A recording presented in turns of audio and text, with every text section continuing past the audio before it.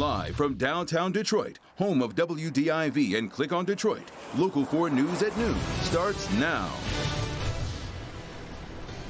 Good afternoon, everybody. We're live here at Metro Airport. Do me a favor, grab your driver's license. If you don't have this gold star on your ID, you may not be able to fly next year. Important information in a Help Me Hank consumer alert.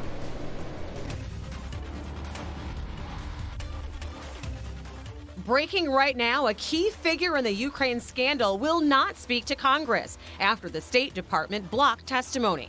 Meantime, the House Intelligence Committee chairman sharing a firm message. We will consider this act today, and we've had members fly in from around the country to hear the ambassador's testimony, as well as the withholding of the ambassador's documents, as well as efforts that may be made to discourage or having the effect of discouraging other State Department witnesses from coming forward and testifying, as they have agreed to be further acts of obstruction of a co-equal branch of government. We'll take you inside the impeachment probe now at noon. Thank you so much for joining us this noon. The ambassador's name is Gordon Sondland, and he flew from Brussels all the way to Washington, got word from his bosses this morning to stand down. And right now, the Washington Post is reporting that the House is planning on issuing a subpoena to get Sondland to testify. Not long ago, House Intelligence Committee Chairman Adam Schiff said that the State Department also blocked Sondland from sharing those documents related to the impeachment inquiry they requested. Regardless of the roadblocks, Congress maintains their commitment to learn the truth. The American people have the right to know if the president is acting in their interests, in the nation's interests, with an eye towards our national security, and not in his narrow personal political interests. They have a right to know. Indeed, the American people have a need to know. And through this impeachment inquiry, we are determined to find the answers. And now we'd like to get to Tracy Potts in Washington with more. Gordon Sondland, the U.S. ambassador to the European Union, will not sit for a deposition today as planned. The State Department told him not to early this morning, according to Sondland's attorney.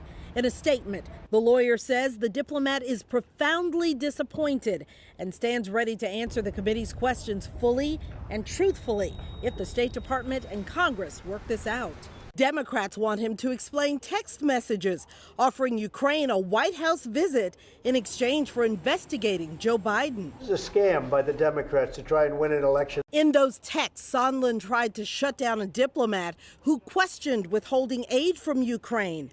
Lawmakers have now subpoenaed the Secretary of Defense and White House Budget Director for documents on that. Let's hear all the facts.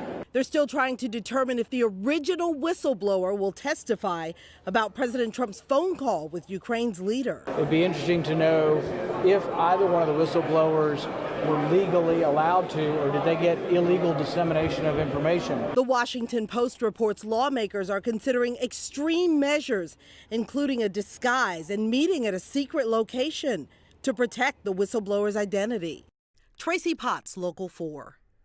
And as for the State Department officials that are expected to testify, that is still unknown. One was a no-show on Capitol Hill on Monday. Here at home, breaking news on that big traffic mess that took out I-75 northbound for a couple of hours this morning in Oakland County because of a crash involving multiple vehicles at Big Beaver on the northbound side that left the freeway closed. A semi and 3 other vehicles got tangled up late this morning. Thankfully, no serious injuries.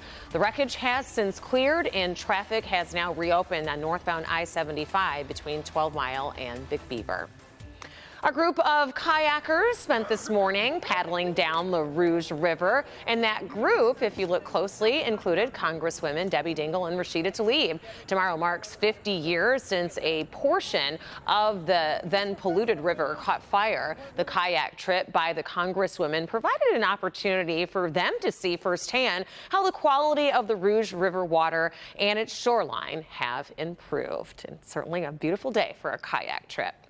Well, exactly 1 year from now, Michigan residents will need to present a real ID-compliant document to fly within the United States and enter certain federal facilities under federal law. So how do you get one? What does this all mean? Our Hank Winchester joins us now live at Metro Airport. Help me, Hank.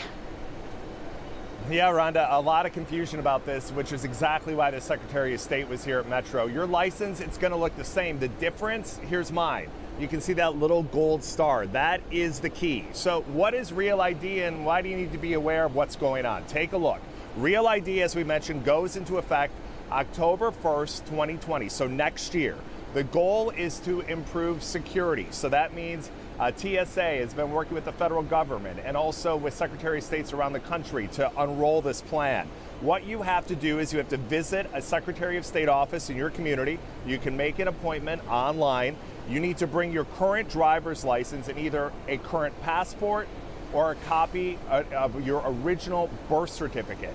Then you can begin this process. As I mentioned, Secretary of State here at Metro today to talk about why Real ID is so important. Here's what she had to say. So that's why we expanded appointments to every office so that everyone has an opportunity to make an appointment and then skip the line entirely. So that's what we're encouraging people to do and to plan ahead in doing so.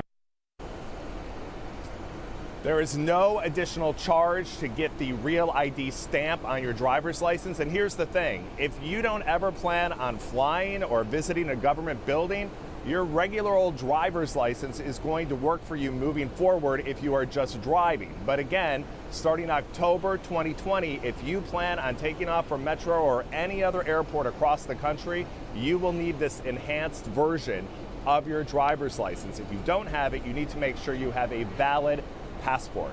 We're going to have much more information about these changes, and I'll put everything for you on the Help Me Hank page at clickondetroit.com. So if you're traveling with a passport, you don't need it.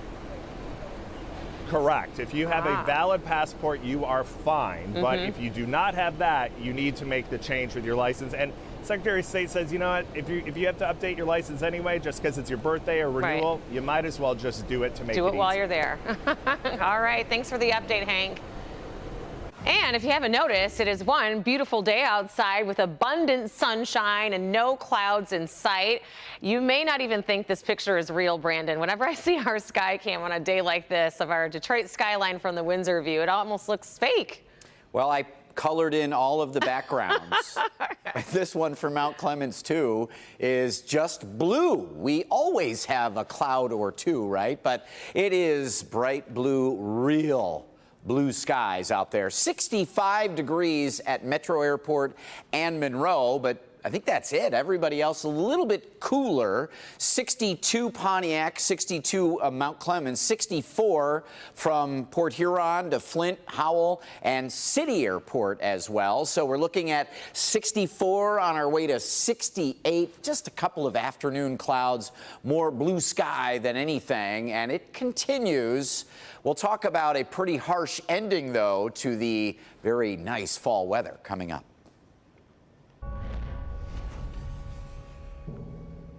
Brandon, thank you. It is now day 23 of the UAW strike against General Motors, and so far there is no agreement in sight. General Motors reportedly sent its latest new proposal to union bargainers last night, but there is no word yet on if there has been any UAW response. There are reports that the two sides are looking at the future of the joint union GM Training Center, which is part of the ongoing federal fraud investigation of union leaders. Local 4 will continue to keep you updated on any developments with those negotiations. So to come here on your Tuesday, chilling confessions. Forget Manson, Bundy, Dahmer, Son of Sam. The FBI says that this man, Samuel Little, is the most prolific serial killer in U.S. history. Oh, man, I loved her. And she was like honey-colored skin. Her and about 6 other girls were sitting on the porch. What he has to say and what he's done is very disturbing. Authorities say that he targeted women and vulnerable groups. After the break, we'll explain why the FBI now needs the public's help.